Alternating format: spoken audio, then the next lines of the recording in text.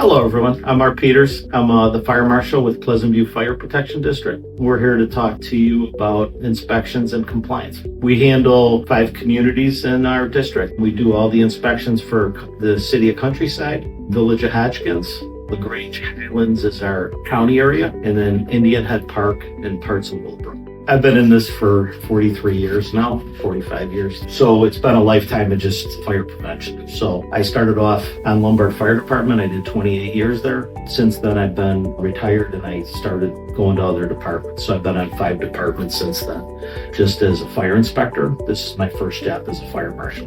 So I've just been working up all the way to this point. And we learned that being firemen, how devastating things were fire-wise to businesses, to people. So to teach people how to be fire safe has always just been a way of life. And it's what we like to do.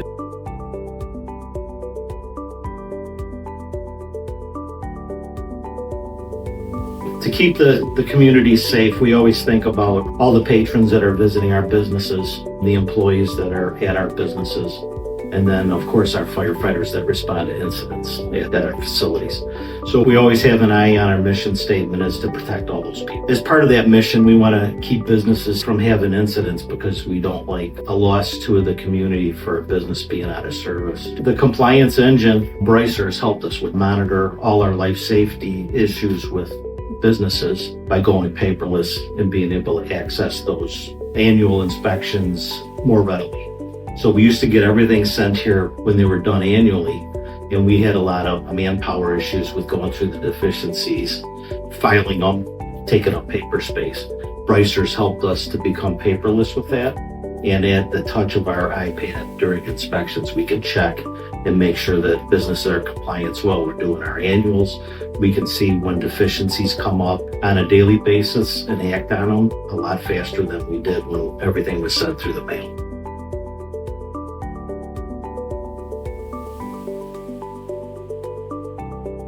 We have a big chain store that we had a national company handling their fire protection annuals.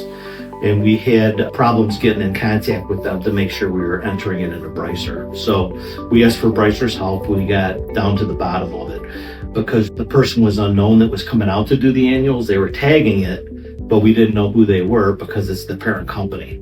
So Bricer looked into it and helped us. And through the collaboration, we have gotten the inspections into Bricer now. The problem we had is one of their big box stores had burned down on the West Coast. We were a little worried about getting everything inspected. We were starting to go in and inspect every couple months.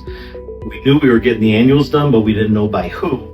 And the problem with that is when we see the deficiencies on the report, then we can act on those.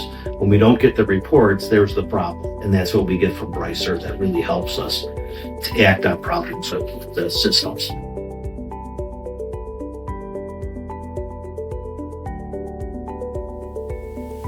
Made cooking hood inspections a priority. We get a lot of line detection problems, which means that the system's not going to go off in like a McDonald's or a Burger King. The minute we get that deficiency, that day we go to that store and we make sure that's corrected because the kitchens are just such a potential for fire. And that's just made it so much faster for us to realize it. If we get paper sent to us in the old days, we would find out it would be 2-3 weeks before we ever got to them. So it gets us way ahead of the game just to be safe faster.